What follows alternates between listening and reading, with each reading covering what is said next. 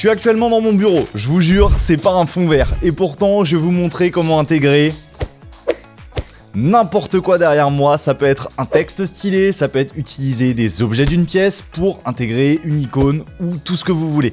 Je vais vous montrer comment faire ça directement dans Premiere Pro, automatiquement, sans faire un masque super long à faire.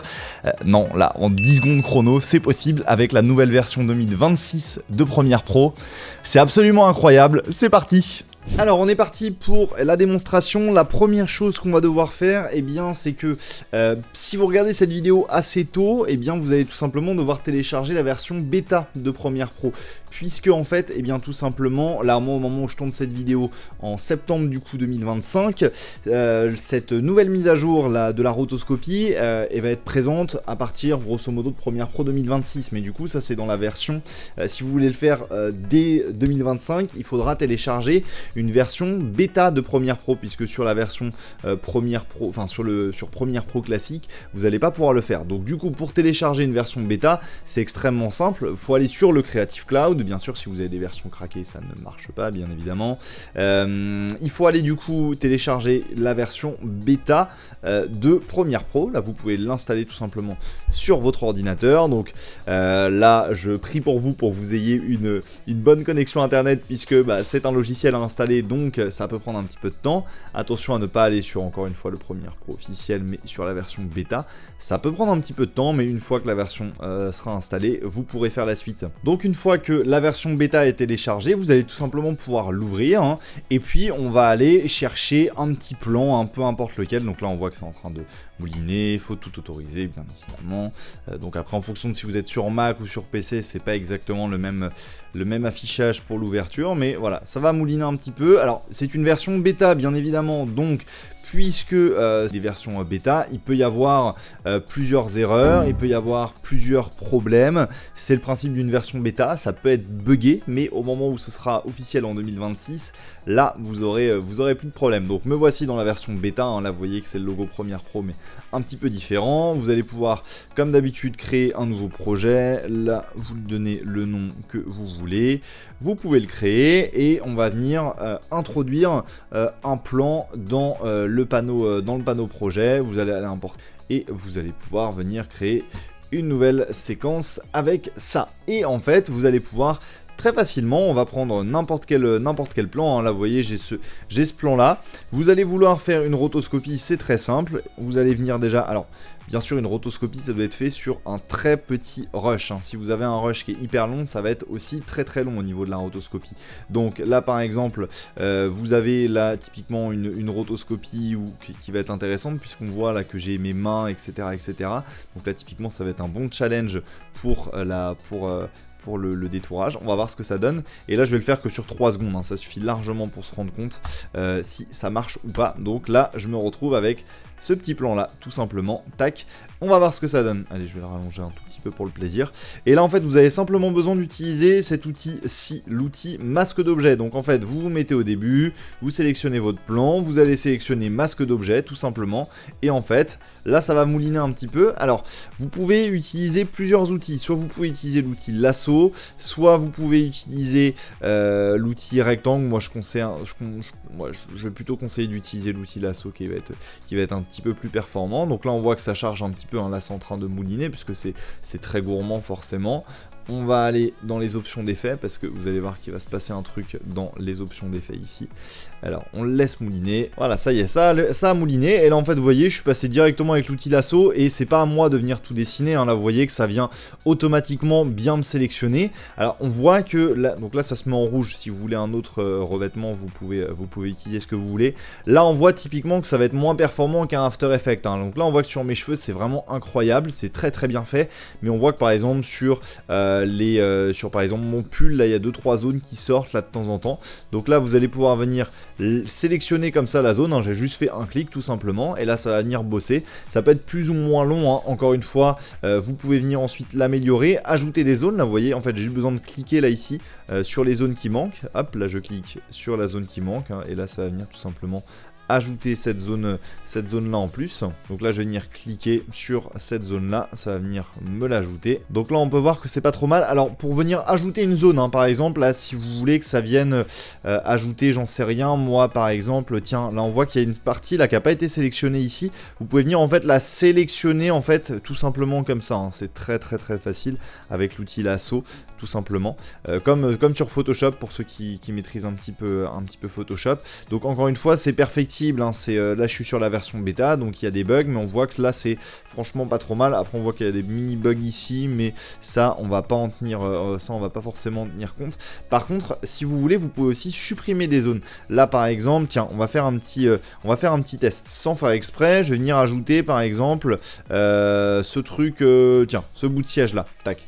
Donc là, faut bien aller sélectionner avec l'outil de lasso ici, par exemple. Là, tac, vous allez venir sélectionner. Là, on voit que ça me l'a sélectionné. Mais si je veux l'enlever, là, je maintiens en fait la touche Alt, Option de mon clavier.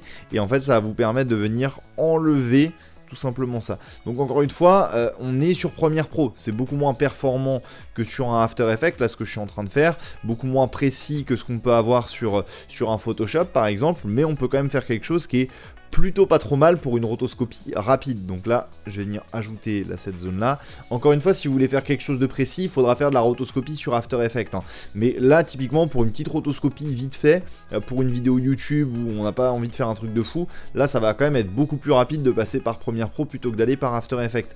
Mais encore une fois, si vous voulez faire un truc vraiment très chiadé parce que c'est la vidéo de votre vie, bah là, faudra beaucoup zoomer. Et là, clairement, je vous conseille de plutôt passer par After Effects. Bon, là, en l'occurrence, de mon côté, c'est pas trop mal. Donc là du coup on va pouvoir lancer le travail. On a un masque là qui a été créé en fait, hein, c'est tout simplement un masque, hein, tout simplement nouvelle génération on va dire, qui s'appelle donc c'est un masque qui a été créé dans nos options d'effet et on va pouvoir lancer le suivi tout simplement en amont et en aval. Donc là en l'occurrence vu que je suis au début de mon plan, on va plutôt sélectionner en avant ici, donc en aval si vous préférez, mais si j'avais été au milieu, bah là j'aurais plutôt dû sélectionner en amont et en aval. Donc là je sélectionne ça va se mettre à bosser. Donc là ça va être très long, hein, forcément. Après j'ai que 3 secondes entre guillemets, heureusement, mais c'est quelque chose qui peut durer plusieurs minutes, ce tracking, sauf si vous avez un ordi qui est puissant, bien sûr. Moi j'ai un ordi quand même qu'on voit pas mal du lourd, et là on peut voir, hein, que le tracking est vraiment bien foutu, il est en train de se faire, et là vous pouvez constater que c'est franchement pas mal. Regardez la puissance, c'est incroyable. Donc là vous voyez que ça saute, voilà, ici là au début ça saute un peu, mais il arrive à rattraper le wagon à partir de ce moment là. Donc là c'est typiquement le genre de truc où Premiere Pro, encore une fois on est sur Premiere Pro, on n'est pas sur After Effects, donc la question qu'il faut se poser c'est faut être un peu malin, c'est à dire que là est-ce qu'on va s'embêter à tout refaire au niveau du tracking de masque? Là c'est pas parfait au début certes, mais ça commence à être bien à partir d'ici. Est-ce qu'on va s'embêter à tout refaire sur Premiere Pro? Franchement, moi je vous le déconseille. Ça reste en fait finalement cette nouvelle option un super masque pour ceux qui maîtrisent Premiere Pro. Alors bien évidemment, ce tuto s'adresse à des gens qui ont quand même une petite maîtrise de Premiere Pro. C'est une mise à jour en partant du principe que vous maîtrisez Premiere Pro. Donc là typiquement on est sur un truc où là c'est parfait qu'à partir de là, bon bah moi j'aurais tendance à m'arrêter là et j'adapte mon montage pour que par exemple si j'ai un détourage de texte à faire, je le fasse que à partir de ce moment là.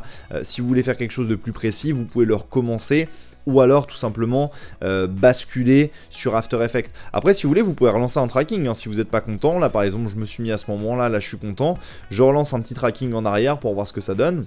Et il va peut-être rattraper le coup. Et là en l'occurrence on voit que j'ai l'impression qu'il rattrape plutôt bien le coup. Ouais, il rattrape super bien. Même ouais, c'est vraiment incroyable cette nouvelle mise à jour. C'est trop bien. Trop bien. Même derrière le micro là vous voyez qu'il capte. Enfin trop fort. Trop fort. Donc voilà, utilisez cette nouvelle mise à jour, elle est vraiment bien, mais dans la limite du raisonnable. C'est-à-dire que si vous avez une grosse rotoscopie à faire, franchement, continuez à la faire sur After Effects, hein. Vous prenez pas la tête à être sur Premiere Pro. Mais voilà, si vous avez un truc rapide à faire, faites-le sur Premiere, c'est beaucoup mieux. Enfin, c'est beaucoup plus rapide en tout cas. Donc là, ça y est, on voit que le détourage est super bien. Donc on va pouvoir valider, entre guillemets, geler le détourage. Pour ce faire, c'est extrêmement simple. Là, vous vous retrouvez avec, vous voyez, un nouveau menu, hein, qui est ici. Là, ça y est, votre masque est fait. Vous avez par contre des masques qui viennent se créer qui sont en fait non attribués. Donc pour venir attribuer ce masque, bah moi je fais un truc qui vient tout droit d'After Effects que je fais en tant que motion designer, c'est que je viens copier ce masque-là, donc vous pouvez faire CTRL-C ou alors clic droit, copier, et vous venez dans l'opacité, là où sont les masques d'habitude, et vous venez tout simplement les coller, commande V, voilà, et ça y est, vous avez en fait votre masque, qui est cette fois-ci non pas un masque non attribué, mais un vrai masque classique comme on fait dans Premiere Pro, et voilà, ça y est, vous avez votre masque qui a été créé, et après bah, c'est juste qu'en fait, il faut venir, là pour faire une rotoscopie, là ça y est, vous avez supprimé votre masque, enfin vous avez supprimé l'arrière-plan, c'est super, donc là, bah, ce qu'on fait, c'est qu'on va venir, là c'est après de la bidouille sur le masque, hein. Ce plan là, moi par exemple, ce que je vais faire, c'est que je vais le dupliquer, hop, voilà, donc là j'ai fait option et puis je l'ai dupliqué.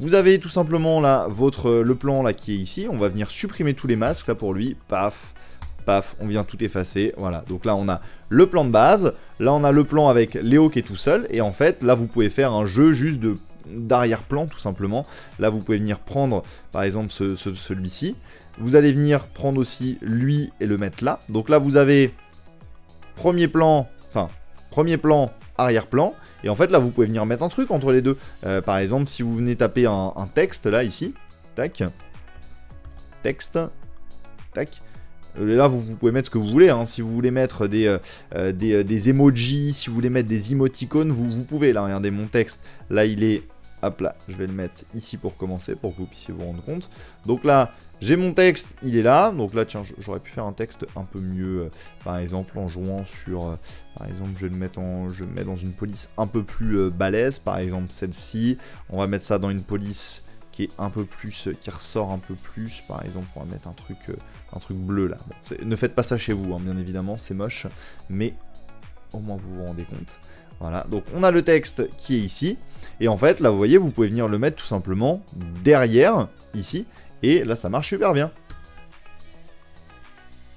Voilà, et après bah c'est à vous de jouer pour faire des intros un petit peu plus sympas. Si vous voulez faire vraiment une animation qui est propre, vous pouvez faire une rotoscopie sur le micro par exemple, vous pouvez intégrer une icône, enfin vous pouvez intégrer derrière ce que vous voulez, enfin faites-vous plaisir, mais là on voit que le texte il est vraiment derrière moi, donc je récapitule, donc là par contre attention aussi à bien jouer, c'est à dire que là on voit que par exemple là faut pas que je le mette ici le texte, parce que sinon le micro ça donne un effet moche, mettez-le seulement à l'endroit où j'ai fait des rotoscopies, donc là en gros, je sais pas, par exemple ici, tac, ça donne un effet sympa, voilà.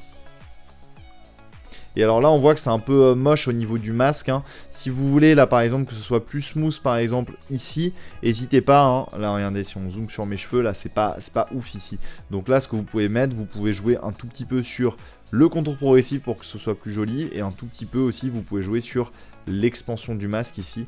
Moi j'aime bien réduire un tout petit peu l'expansion, mais vraiment très léger, hein. Genre un truc comme 5 ici, et le contour progressif, mettez-le, voilà, déjà 10 c'est beaucoup, hein. Et là en fait tout de suite je trouve que ça rend un petit peu mieux, voilà, vous pouvez augmenter un petit peu le contour progressif à la limite là, paf, voilà, et l'expansion moins 10, attention à que ce soit assez léger, mais je trouve que ça rend un tout petit peu mieux, c'est un petit peu plus smooth, et voilà, ça marche très bien. Alors, vous voyez par contre qu'au niveau des oreilles par exemple ça marche pas terrible, donc là peut-être je sais pas, à vous de jouer. Là j'ai mis l'expansion à 0, j'ai juste joué sur le contour progressif et c'est peut-être un petit peu mieux, parce que là le contour progressif à 0, regardez, ça fait mal aux yeux quand même, hein. Ah, ouais non, trop, peut-être un petit 10 par exemple, voilà, c'est plus doux, un tout petit peu plus doux. Voilà, et ben vous savez faire de la rotoscopie dans Premiere Pro, ça arrivera sur la version 2026, mais c'est déjà présent sur la version bêta de 2025 pour ceux qui veulent, et là à vous de jouer, hein. Là vous pouvez faire des trucs de dingue, faut juste jouer sur les perspectives, c'est vraiment un système de calque pour ceux qui sont à l'aise avec Photoshop, pour ceux qui sont à l'aise avec After Effects, ou avec Illustrator, enfin voilà, là c'est vraiment un système de calque comme sur un bon vieux Photoshop, et là vous pouvez vraiment faire des trucs sympas, vous pouvez vraiment vous éclater juste en jouant sur ce qui est au premier plan, ce qui est à l'arrière-plan, c'est magique, voilà. Et voilà, cette vidéo touche à sa fin, j'espère qu'elle vous aura plu. Si oui, pensez à vous abonner à cette chaîne, à mettre un petit pouce en l'air. Et si vous souhaitez vous former plus en profondeur au métier de l'image, de la vidéo, de la photo, je gère un organisme de formation certifié Calliope qui peut vous former à ces métiers-là. Donc je vous mets en description de la vidéo les infos sur mon école, et je vous dis à très vite.